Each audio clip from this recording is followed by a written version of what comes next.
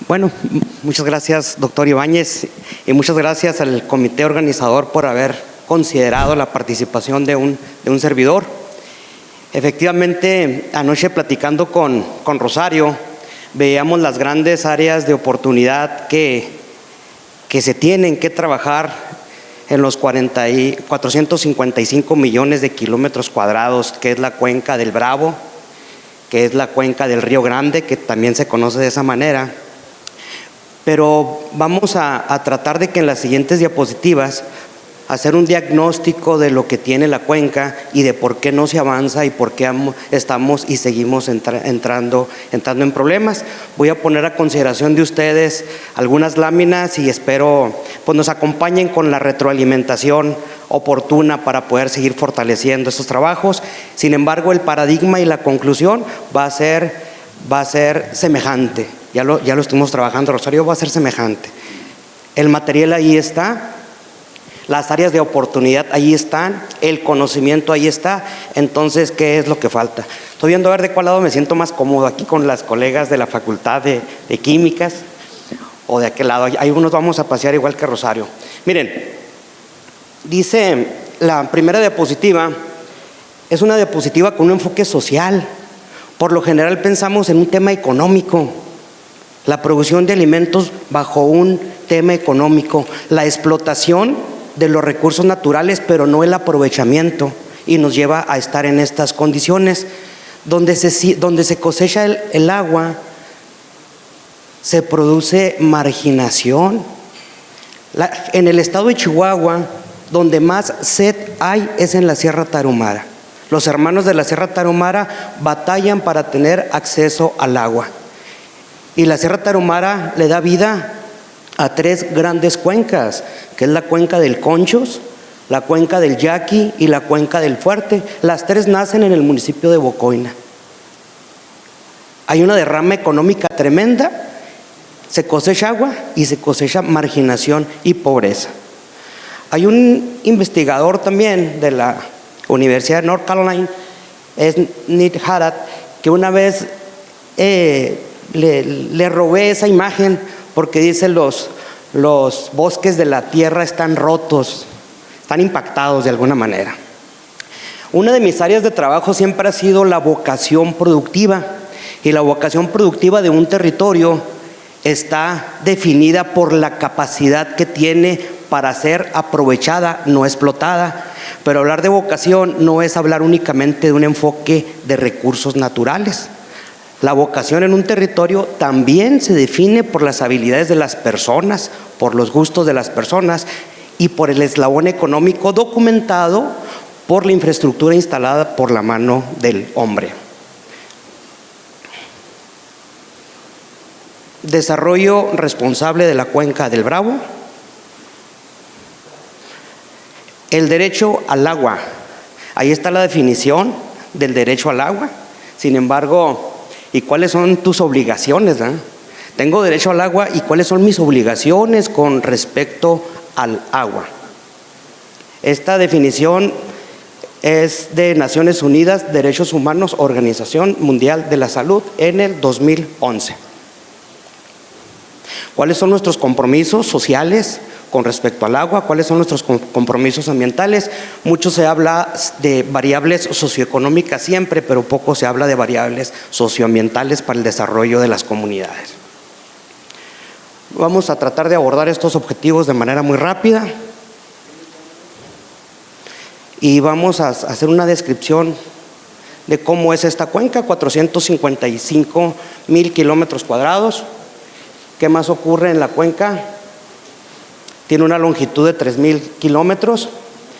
La mitad de la cuenca está en territorio mexicano y la otra mitad en territorio estadounidense. Son 2 países, 7 estados, 53.4 millones de personas. Hay población diversa, da la cuenca servicios ecosistémicos y también hay actividades económicas. Esa es la cuenca del Bravo. Y los principales usos de la cuenca, como de muchas cuencas, pues ahí están.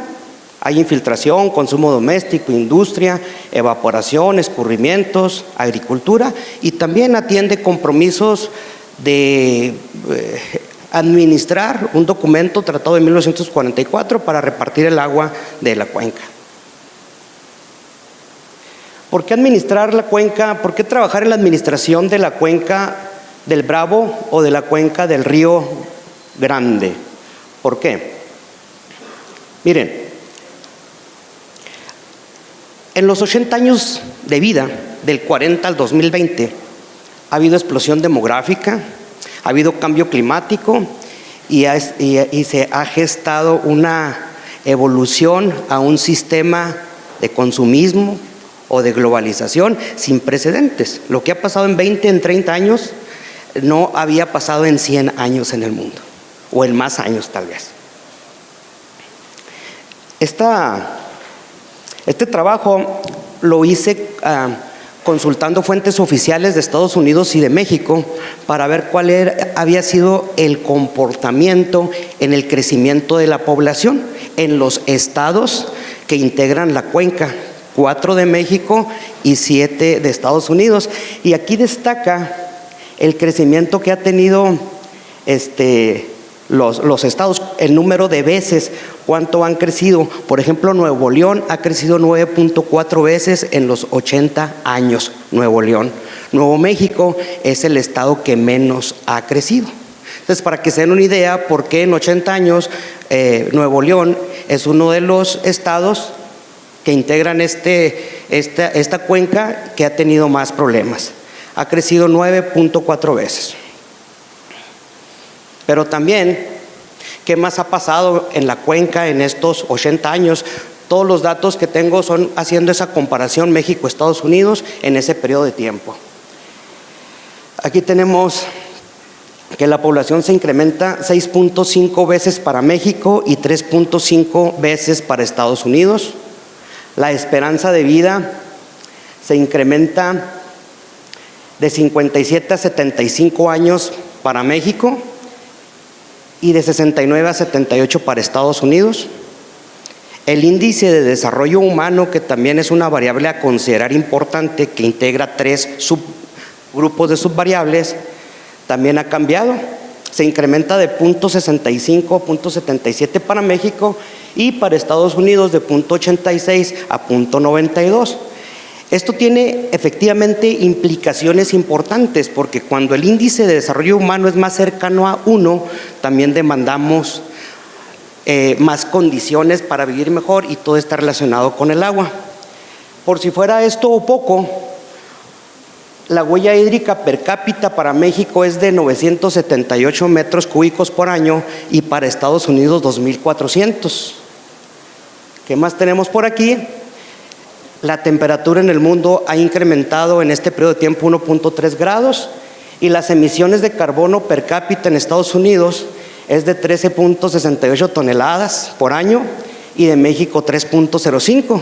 Una diferencia también grande que tiene que ver con el índice de desarrollo humano, pero Estados Unidos está en 22. O sea, Estados Unidos en los últimos años ha bajado sus emisiones per cápita a 13. También pudiéramos hablar de globalización, estilo de vida, sequías, migración, consumismo, desplazamiento, etcétera. Pero esta es la condición a la que nos hemos enfrentado en los últimos 80 años en la cuenca. El Tratado de 1944 se gesta, se genera para administrar. Hemos platicado mucho del tema.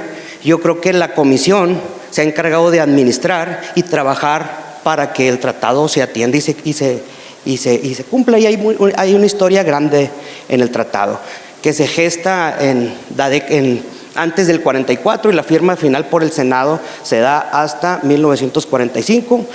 Creo yo que es un documento muy amigable, que integra 7 capítulos y 28 artículos, que no es nada más para la cuenca del Bravo, ¿verdad? Y bueno, este documento se debe estar actualizando, pero tiene una grande área de oportunidad, que la evolución tiene que ir de la mano de los usuarios del agua. La evolución o la actualización, la revisión a través de las actas, pues se tiene que hacer socializada, se tiene que hacer participativa y se tiene que hacer con el conocimiento de las condiciones actuales para poder efectivamente seguir administrando el vital líquido que es necesario. Ahora, aquí vamos a tratar de irle dando salida a esta charla con algunos paradigmas. Pero 3 diapositivas más adelante vamos a aterrizar en la propuesta de por qué no avanzamos. Porque los colegas de las pláticas que nos han antecedido, pues tienen mucha información, hay mucho conocimiento, hay muchas ideas claras, mucha tecnología, muchas técnicas que se pueden aplicar. El conocimiento ahí está. Es necesario reflexionar y seguir evolucionando como se ha hecho a través de las minutas el Tratado de 1944, pero considerando no nada más todo lo expuesto por Carlos Manjarrés, por todos los colegas. Hay mucho conocimiento. ¿Qué dicen los productores? ¿Qué dicen las gentes de las ciudades? ¿Qué es lo que ocurre? ¿Cuál es mi compromiso como ciudadano también? No nada más mi obligación al agua, ¿cuál es mi compromiso con el agua? ¿Qué es lo que sí tengo que hacer? Hay muchas condiciones que se tienen que considerar. En el tema de planeación, se tiene que utilizar la variable agua como un eje indispensable, como la variable principal para planear el desarrollo de los pueblos del mundo. Estar fomentando el crecimiento de ciudades en cuencas cerradas, donde se depende siempre del agua subterránea, pues a lo mejor no es lo más correcto. No es lo más correcto. Yo veo que se utiliza poco la variable agua para fomentar el crecimiento de las ciudades. Un ejemplo, doctor Ibáñez, aquí en Juárez. Hay una oferta de empleo, necesitamos venir más personas a trabajar en Juárez. Tal vez decía la gobernadora 50,000 empleos más, y decía el alcalde que tenían una oferta de 20,000 empleos. Acciones que se aplauden o que no se deben aplaudir. Estamos hablando de 300,000 personas que estamos esperando que vengan a ocupar esos 70, 80,000 empleos, y a lo mejor no es algo de qué aplaudir. Aquí Chihuahua tiene la concentración del 85% de la población en las ciudades, el 15% en el medio rural, diferente al país donde están 80 en las ciudades y 20 en el medio rural. 65 de 67 municipios del estado de Chihuahua son rurales, porque incluso las ciudades medias, Casas Grandes, Cuauhtémoc, Delicias, Camargo, Jiménez, Parral y Ojinaga, son ciudades que su actividad económica depende de la actividad primaria y se les denominan agrociudades, porque la actividad intermedia y de servicios depende de la actividad primaria, y han tenido mucho éxito.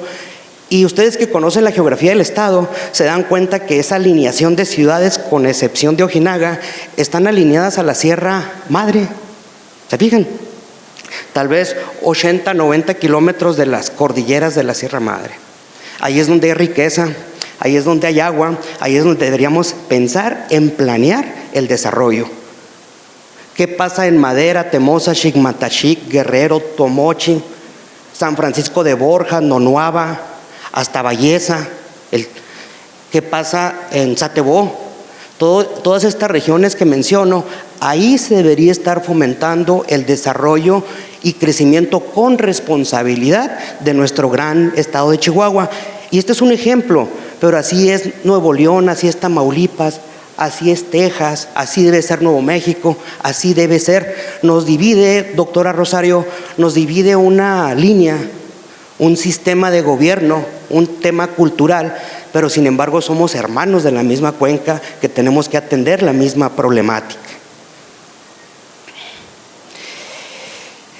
Aquí hay que necesariamente promover el reuso y reuso y reuso y reuso y volver a reusar el agua, porque la población y las necesidades siguen creciendo. Tenemos que administrar efectivamente, tenemos que planear. Y fíjense, las otras tres Están en cascada las otras 3 sugerencias. La primera tiene que ver con agricultura, porque es donde más agua utilizamos. La siguiente tiene que ver con la industria. Y la última tiene que ver, no funciona ya, con la población. La agricultura tenemos que avanzar a una agricultura más controlada, a una cultura que atienda la vocación de los territorios, cultivos de alto valor, tal vez menor impacto ambiental, y poder administrar ese vital líquido. Tenemos que trabajar con sistemas industriales que desarrollen los pueblos del mundo, pero con un enfoque de responsabilidad, y fomentar en la población de forma transversal esa cultura de hacer lo correcto, esa cultura de que los sistemas complejos de producción sean responsables. Solamente de esta manera podríamos pensar en poder tener sistemas de desarrollo con visión de largo plazo, no visión de 6 años de un gobierno, no una visión que nos limite a que son las elecciones o a dónde están los votos. Esto no aguanta para eso. El planear de esta manera tiene que ser con mucha responsabilidad. Y estas son algunas de las estrategias que tienen que ver con el tema de la producción de alimentos, que es donde yo he trabajado bastante más. Y bueno, dice gestión responsable del agua para la producción de alimentos tendría que ser de esta manera corregido y aumentado. Posiblemente tengo yo muchas carencias de información, áreas de oportunidad, pero tiene que ser de esta manera corregido y aumentado, donde la cultura para el manejo del agua y aplicar la gobernanza del agua tiene que ir de la mano con toda la técnica. No podemos tener un policía para que vaya y arregle los problemas hídricos. Los policías tienen que ser los mismos vecinos que a través de esa culturización conozcan lo importante del agua. ¿Cómo es posible que tengamos cuestionados a nuestros hermanos menonitas también? Bueno, míos no por el color de piel, ¿verdad? Pero mexicanos menonitas. ¿Cómo es posible si el sistema de gobierno les permitió el 1922 que se establecieran en la región de Cuauhtémoc y que llevaran su sistema de educación que lo definieran ellos? Matemáticas, números y religión. Les permitimos como Estado que así lo hicieran.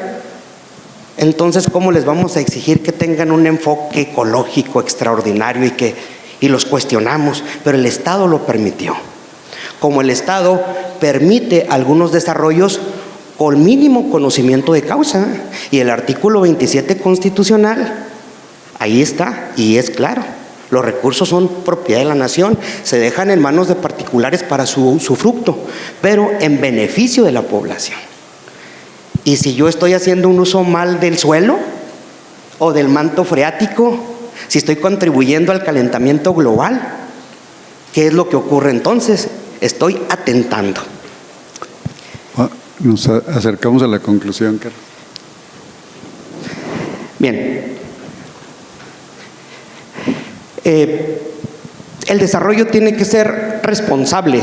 De esta manera se debe efectivamente generar dinero y aplicarlo, incrementar indicadores de felicidad, generar empleo y pagarlo bien. Ya se escucha muy diferente, no, me regreso. Y aprovechar sin explotar los recursos naturales. Y aquí el tema, compañeros, el tema es que tenemos que tener esa planeación con visión responsable, con una visión de largo plazo. Esa es la invitación en la reflexión, que la planeación sea con visión de largo plazo. Ahora, ahí me disculpan, pero aquí dice ¿por qué no se hace? No hemos trabajado en el tema cultural, no hemos cosechado la voluntad para hacerlo. Todos decimos que tenemos que hacerlo, que es importante hacerlo. Y tenemos un modelo de negocio, un modelo de gobierno, un sistema de gobierno que deja en el eslabón de prioridad muy lejos la necesidad de hacerlo. No tenemos, en el discurso se dice que sí, en el hecho no se hace. No tenemos la política pública y no tenemos el presupuesto para que culturice, acompañe, socialice y genere modelos de desarrollo eficientes en la cuenca, no en Chihuahua, en la cuenca. Lo que bien haga un productor, un concesionario del agua en Chihuahua le beneficia al mundo. Lo que mal haga le perjudica al mundo. El cambio climático no entiende de un muro, no entiende de una frontera política, no lo entiende.